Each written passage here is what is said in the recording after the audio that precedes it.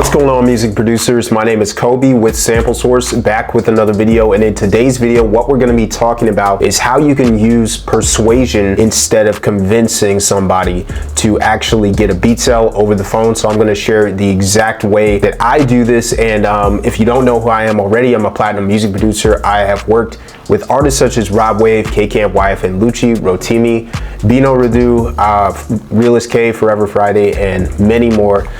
So while I am an industry producer, I sell primarily to independent artists, and that's how I've been full-time for over 2 years now.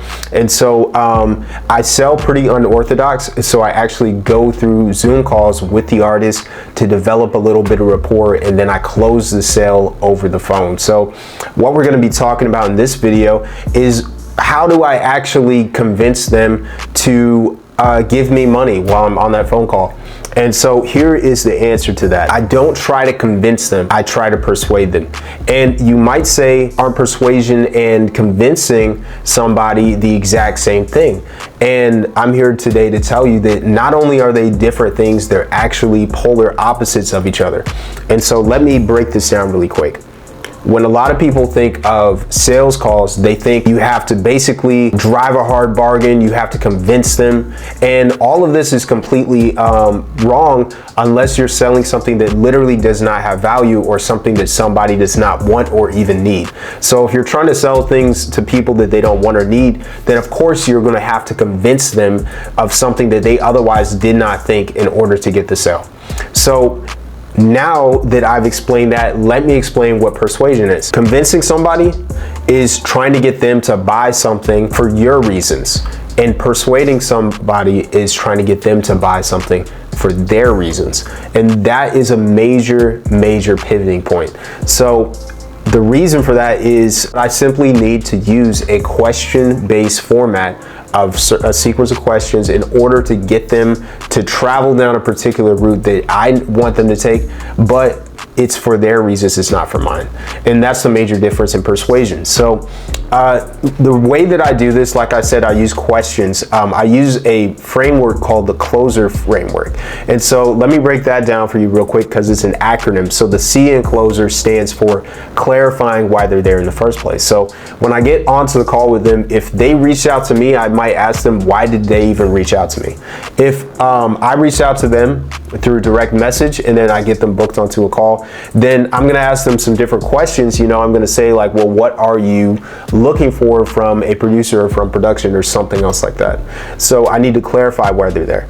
The next step is L in closer, which is to label them with a problem. If you're trying to sell something to somebody and they don't have any problems, you ask them like, are you struggling with anything? They say nothing. Then you probably can't get the sell because that person doesn't have any want or need for what you have to offer. So I need to establish that they have some kind of problem. So if they don't realize that, then it's going to be very difficult for me to sell them. So that's a major shifting point in the conversation, is identifying if there's any pain. And then the O is similar. It's to overview their past pain. So now that you've identified that there's a spot where they have a problem, you want to overview what that experience was like. So if I'm trying to sell a custom beat, I might say, have you ever worked with a producer before one-on-one? And they might say, yeah, but you know, he ghosted me, or he didn't give me the stems for the project. It can be anything that was negative about that experience. And we need to overview that entire process there. So that's the O. S is going to be to sell them the vacation. So now that we've identified past pain and we've overviewed it, we need to sell them something that's going to eliminate that problem. So what I usually sell is I'll do 5 beats and I'll add mixing and mastering for free for any one of those beats, and there will be non-exclusive licenses. So that's what I've been doing recently. I either do that or I sell them a custom beat, and that would come with free mixing and mastering. So I'll ask them questions before I actually get to the sell. I'm asking them like, how much do you pay for mixing and mastering?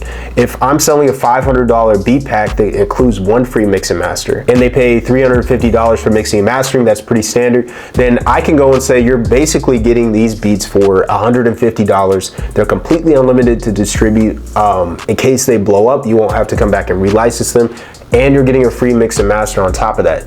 Like, that is a great deal. And now that I have some kind of leverage, you know, like how much they pay for a mix and master, or if they're recording at home and it's not coming out the way that they want it, it's like, don't you want to have at least one song that you can push to all platforms and really promote it and try to get it to blow up? That is selling them the vacation. So after you have done your pitch, which shouldn't take any more than 2 minutes, you know, of telling them about your product, then they're going to have some objections usually. So the E in the closer framework is to explain away their concerns. So we're trying to overcome all of these objections they have to actually purchasing it. You know, once we've gotten the pricing and they're kind of iffy on some things, you know, we can try to overcome that. The number one way that I overcome that objection is with a payment plan. So I do a payment plan option, but it goes through a third party so that I can get 100% of my money up front and they can still be on the payment plan. So they'll go and qualify for it.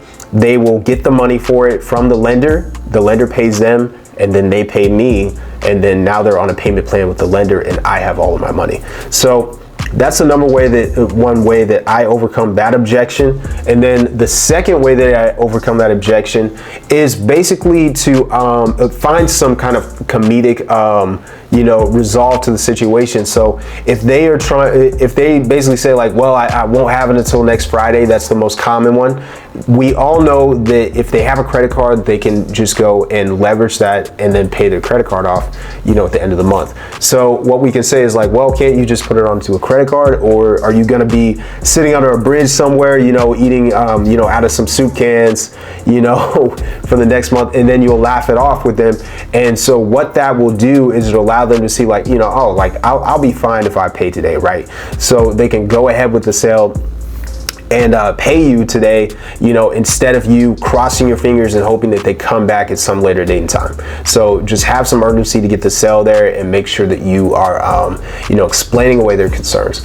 So the R in closer is kind of unnecessary unless you're fulfilling a product like a custom beat, but that's going to be to reinforce their decision that they've made a good decision, because some people have buyer's remorse, right? So if they buy like a custom beat or an exclusive from me, then what I'll usually do, in the next few days, I'll be like, hey, like, what's your address? Let me send you a free hoodie, you know, or a free t-shirt or something like that, you know, something of value, you know, that, says that I actually care about, the relationship that I have with them as a music producer to an artist. So that is reinforcing their decision. You can also do this by offering an agreement. And this can kind of fall into the same level as explaining away their concerns. You know, if they're saying like, I don't know, I've been screwed over by a producer before, you know, who said I was getting an exclusive license, but then he went and sold the beat to somebody else. You can go and write up an agreement, and that way you can overcome that objection pretty easily and still get the sale while you're on the phone call. So that is the closer framework. Make sure that you go and implement that if you're already trying to sell beats on phone calls. So a side caveat to that is, how do I even set up these calls? I use a booking calendar called Calendly. So go to calendly.com and set up that, and you can integrate it with Zoom. And so whenever I send them that link to pick a time on the schedule, they pick out a time, they put in their email, and then it automatically generates a Zoom link so that I don't have to do it manually every time. So that is my booking process from DMs to Zoom so that I can even get them on the sales call. So now that I've discussed that, I've discussed the difference between persuasion and convincing, as well as the question-based framework that I use to sell over the phone.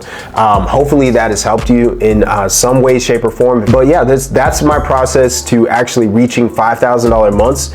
And so you just want to get enough book calls so that you can close enough to make enough money. So, if I have a $500 product, the simple math behind that is I need to close 10 artists.